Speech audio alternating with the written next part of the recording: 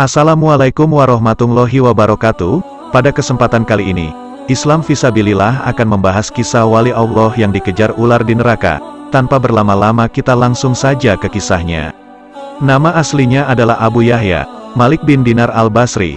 Malik lahir di Basrah dan merupakan generasi kelima dari golongan tabi'in.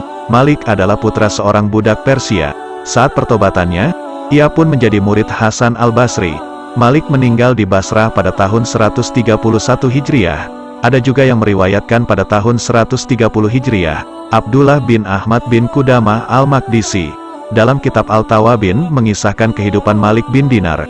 Dulunya ia adalah sebagai preman yang suka mabuk-mabukan, berbuat zolim, memakan riba, dan perbuatan maksiat lainnya.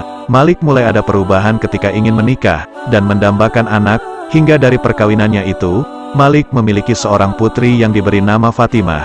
Malik begitu mencintai putrinya Fatimah. Kehadiran buah hati menyadarkan Malik untuk bertaubat.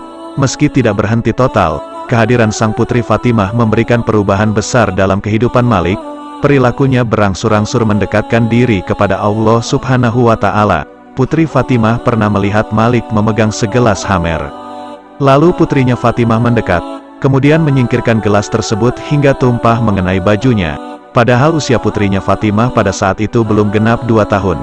Namun malang, Allah berkehendak lain. 1 tahun kemudian tepat di usia 3 tahun, Fatimah diambil kembali oleh sang Halik. Kematian si buah hati Fatimah membuat psikologi Malik tergoncang. Malik kembali ke dunia hitam, bahkan lebih buruk dari sebelumnya. Datanglah masa ketika setan membujuknya untuk meneguk minuman haram. Sepanjang malam minuman memabukkan itu membuat Malik tertidur lelap. Waktu itu malam nisfu Syaban. Pada malam Jumat, Malik yang sedang mabuk dan tidak mengerjakan salat Isya bermimpi mengerikan. Malik bermimpi seakan-akan kiamat telah tiba. Sangkakala ditiup, kuburan mengeluarkan isinya. Seluruh makhluk telah dikumpulkan. Dalam mimpi itu Malik berada di antara mereka dan mendengar suara dari belakang. Malik menoleh dan melihat ular besar yang berwarna hitam kebiruan mengejarnya dengan mulut terbuka. Lantas Malik lari terbirit-birit karena ketakutan. Dalam mimpi itu, Malik bertemu dengan seorang syekh berpakaian putih bersih dengan bau yang sangat harum. Malik mengucapkan salam padanya. Syekh dalam mimpi itu pun menjawab salam Malik. Malik berkata, "Wahai syekh, selamatkan aku dari ular itu." Syekh itu menangis dan berkata, "Aku lemah, sementara ia lebih kuat dariku. Aku tidak mampu melawannya. Cepatlah pergi. Semoga Allah menyelamatkanmu dari ular itu," ucap syekh kepada Malik. Dalam mimpinya, Malik terus berlari lalu naik ke atas tebing dari tebing-tebing kiamat. Malik mendekati kobaran api neraka dan Malik hampir terjatuh karena takut kejaran ular itu. Tiba-tiba ada suara teriakan, "Kembalilah, kamu bukan termasuk penghuni neraka." Ular itu terus mengejar. Malik kembali mendatangi syekh dan berkata, "Syekh, aku mohon padamu agar menyelamatkanku dari ular itu. Namun engkau tidak melakukannya." Syekh itu menangis lalu berkata kepada Malik, "Aku lemah, tapi pergilah ke gunung itu. Karena di dalamnya ada simpanan orang-orang Islam.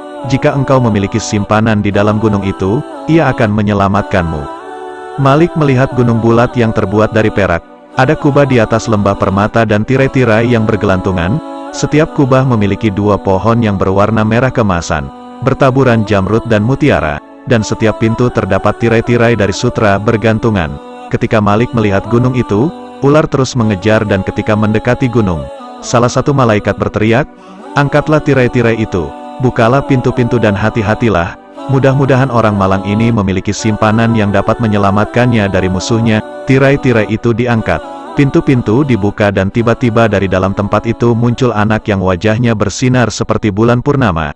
Namun ular itu terus mengejar Malik. Di antara anak-anak itu ada yang berteriak, "Celaka engkau, kemarilah dan mendekatlah kalian semua. Musuhnya sudah dekat dengannya." Anak-anak itu kemudian keluar satu demi satu, dan Malik melihat putrinya Fatimah yang sudah meninggal dunia setahun yang lalu. "Anakku mendekatiku." Fatimah menangis dan berkata, "Ayah." Fatimah kemudian melompat ke dalam kereta cahaya yang kecepatannya seperti anak panah. Fatimah meletakkan tangan kirinya di atas tangan kanan Malik, hingga berpeganganlah tangan mereka. Fatimah pun berkata kepada Malik, "Ayah, belumkah tiba waktunya bagi orang-orang beriman untuk tunduk mengingat Allah?" tegur Fatimah. Dalam mimpinya, Malik menangis dan berkata, "Anakku, kalian memahami Al-Quran?" Fatimah menjawab, "Ayah, kami lebih memahaminya lebih baik darimu."